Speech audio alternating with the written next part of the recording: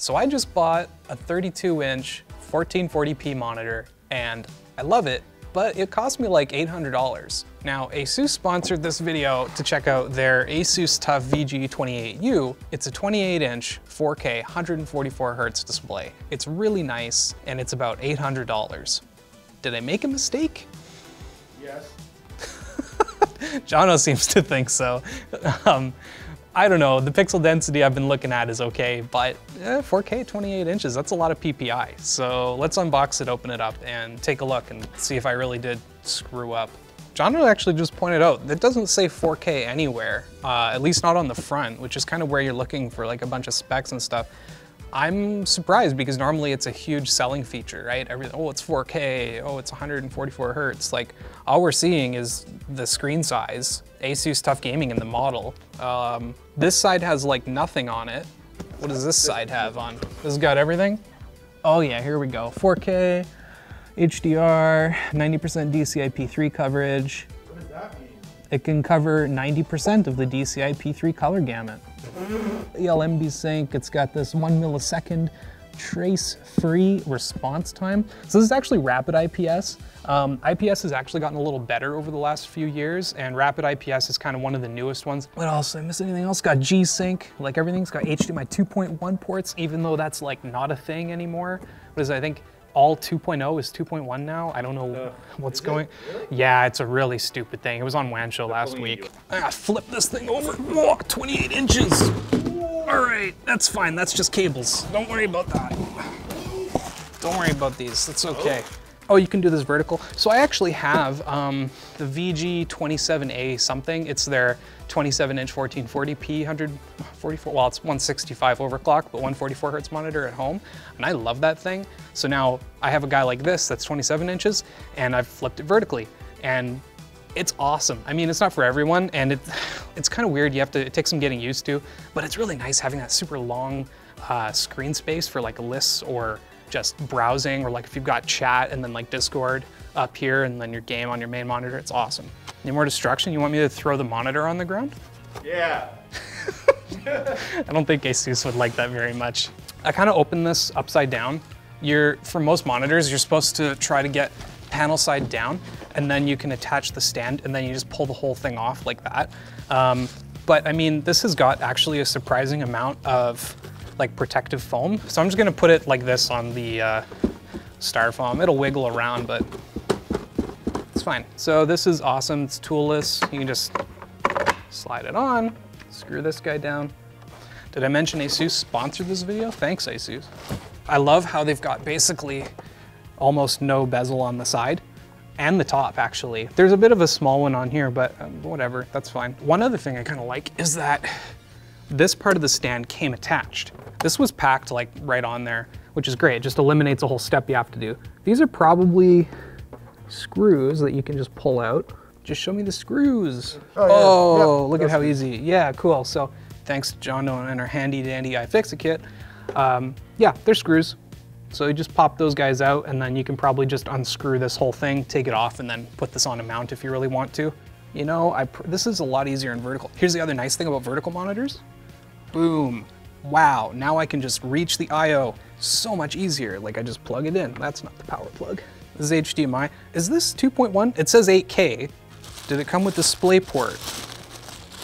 Yes. Okay, so yeah, we've got two USB 3.0, and then there's two HDMI 2.1, and then two HDMI, and then a DisplayPort. And then there's a headphone jack at the very top, I think, which is great. I do like that they've labeled everything on here, so you can look at this instead of trying to go underneath. But like I said, if you're plugging in a bunch of stuff and setting up your monitor, highly recommend if it can go vertical, just do it all like this, turn the whole thing, cable manage it, put it on your desk, you're basically done. We're done. Look, you cable manage it looks nice. From the front, most of these cables are up high enough that you don't really see them, and then it just runs straight out the back.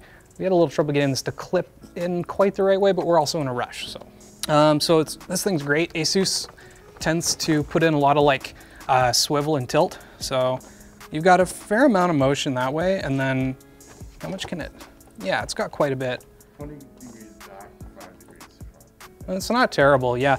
Honestly, the fact that it can go vertical really also helps that a lot. There's also a bunch of control buttons. Like here's your main navigation nipple, as we like to call it. And then it's got these 4 probably like selector buttons here. I don't know, like you can just, this thing has side-to-side functionality. You could just do everything on the nipple. I honestly don't understand. Oh yeah, so menu, that's an X, so that's go back. That's like forward 1 or forward 2. I'm not sure what that means, and then that's a power button. I still think you could have done it all just on the navigation nipple, but whatever. So this is basically the setup that I've got at home right now. I've got one vertical monitor that's 27 inches, so I think it's a little bigger than this. Do you know what size this is, 24? All right, well, this is a vertical widescreen monitor, and then I've got my main display right here, except mine is like 32, so it's kind of like this. It's just a little bit bigger, but it's 1440p, so the pixel density is worse, and 4K at 28 inches, like, don't get me wrong, this is nice. I can't see like any pixels. Like there's no screen door even when I'm right there, which is great. But the reality is there's not much screen door when I'm on my 32-inch 1440p. So screen door affects when you see pixels. Like you can see, because when you're looking at a screen door and you can see like the individual spots where the screen intersects. You can see the same thing with pixels kind of when it's a low pixel per inch density. We're limited by HDMI 2.1 to 4K 120. So let's actually get the DisplayPort in there and see if it does natively do 144 or if it'll go straight to just 120 and then you have to actually overclock it to 144. So another small complaint that I have is that HDR 400, it's really hardly HDR, but you know what? It's better than not having it at all. And 4K 144, so it does do 144 native, which is cool, but you'll need a DisplayPort cable for that. Cool. So we've got to install some games because we moved our library and things got messy when that happened. So we're just gonna look at the on-screen display while things download. Yeah, see, I really wish it was down here. I hate when they're on the side. It's just like, even if I wasn't filming and trying to like show you guys the stuff and keep my hand kind of out of the way, even just this is a lot more annoying than just like right here. This is just so much easier. Just put it down there every time. Yeah, it's got adaptive sync on, G-Sync compatible. Variable OD. You can add like crosshair and timer. This is actually pretty cool. You can do like an FPS counter and display alignment, which is nice. Ooh, dynamic frame rate graph. That's cool. ASUS Gaming HDR. So you can choose Cinema HDR, console mode. I don't know what console mode does. You should probably have that on if you're using a PS5 or something. Cinema is probably just more color accurate, and gaming is probably just, either there's some like low latency stuff enabled in it, or it's just more vibrant probably. It's got some extra features that are, a few years ago, a lot of this stuff would actually be like really impressive. These days it's stuff that you kind of just expect to have if you're spending more than, $400 or $500 on a display. It feels great, 4K, 120 hertz, 144 hertz, like you really can't complain. And at $800, like, it's not a bad price considering the screen size and resolution and everything you're getting. Wow, look at that. Yeah, it looks pretty. I wish it would get a little brighter. Like I said, HDR 400 isn't gonna get too bright, but it does look really nice. Yeah, so contrast ratio is about 1,000 to 1, which is okay. We're seeing displays reach higher than that these days, but like honestly, for this price, you're not gonna find much better. Ray tracing ultra, textures high, field of view 80, no, 100. I want to see everything in 4K. I don't want to upscale or downscale anything. I just want to be in straight native 4K. Well, let's keep the 90-degree field of view, because come on, 80 is not enough. And then we're gonna go down to, let's just do the big ray tracing medium. 24, yeah, see. I think you have to play with DLSS. Right, like you basically need, at higher resolutions, you basically need DLSS, because 4K, even with a 3090, is just too strong. I'll try turning this back to 80. There's a couple settings that really make a huge difference. Like anisotropy can go down to like 4, and it'll still look pretty good. But here's what I'm getting at is like, this is not even a new game anymore. And yeah, it's not very well optimized, sure, but a lot of brand new AAA games aren't well optimized, especially when they're ported to PC as like a secondary thing. And with DLSS on and some stuff turned down to like high or medium, we're only getting like 55, 60 FPS. It's okay, but we want the 120, we want the 144 hertz. So let's get out of Cyberpunk. You know what? It looks beautiful on this thing. And you know what? 300, okay, well it's deathmatch, so I mean, I'm just gonna get shot from every angle. But 200 FPS, 250 FPS, if you play anything competitive, like Counter-Strike or Rainbow Six Siege would probably also see pretty good frame rates. It's a really good size, like 28 inches.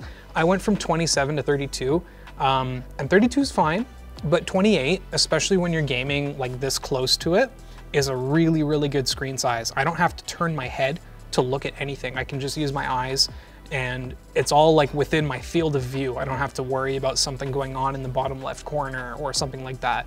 I think for anyone looking for an upgrade, especially if you're running 1080p, you should probably get something like this because you are future-proofing, especially with the high refresh rate. You're not stuck with like, oh, it's 4K 60. Okay, well that's great. I know that not a lot of games can run past like 60 hertz in 4K, but I mean, hey, you play Counter-Strike, I'm getting 300 frames per second here. Yeah, it's a 3090, but whatever, this thing can do it.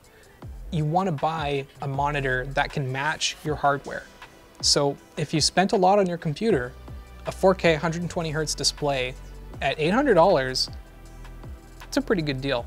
Thanks for watching, guys. It's the ASUS VG28U 4K 144 hertz, really gorgeous display. If you like this video, check out the 390 hertz Acer video we did. You know, 120 is a lot, but it could always be better.